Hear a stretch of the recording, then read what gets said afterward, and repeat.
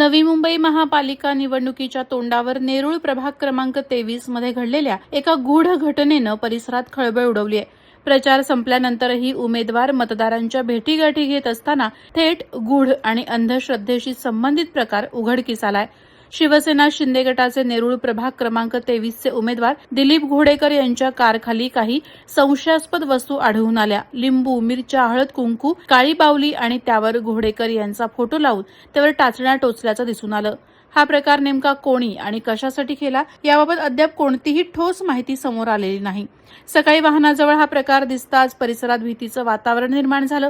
काही नागरिकांनी हा जादूटोण्याचा प्रकार असल्याचा अंदाज व्यक्त केला, तर काहींनी यामागे राजकीय कट असल्याची शक्यता वर्तवली आहे।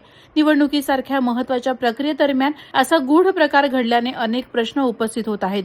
या घटनेमुळे प्रभागातील राजकीय वातावरण तापलं असून प्रशासनानं या प्रकरणाची चौकशी करावी अशी मागणी होतीये। हा केवळ अंधश्रद्धेचा प्रकार की एखादा राजकीय संदेश याकडे सर्वांचं लक्ष लागलं आहे। मी सकाळी घराच्या बाहेर पडलो, ड्रायव्हरला बोललो गाडी काढा, आपल्याला बाहेर जायचं। ड्रायव्हरला पुढे दुसरी गाडी असल्यामुळं त्याने गाडी रिव्हर्स घेतली। तर त्याला गाडी रिव्हर्स घेताना तर ते असं काळी बावली, लिंबू आणि त्या बावली माझा फोटो लावलेला टाचण्या टुचल्या दिसल्या। मग मी खाली येऊन लोकांशी बोलत होतो, तर त्या लोकांसमोर मला फोन आला की असंच झालं। मग मी लगेच त्या ठिकाणून इथे आलो, बघतो तर हे असा प्रकार आहे।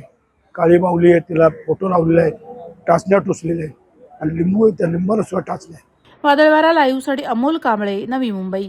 नवी मुंबई व रायगड जिल्ह्यातील ताज्या बातम्या आणि घडामोडींसाठी सबस्क्राईब करा वादळवारा लाईव्ह चॅनल आणि दाबा बेल आयकॉन।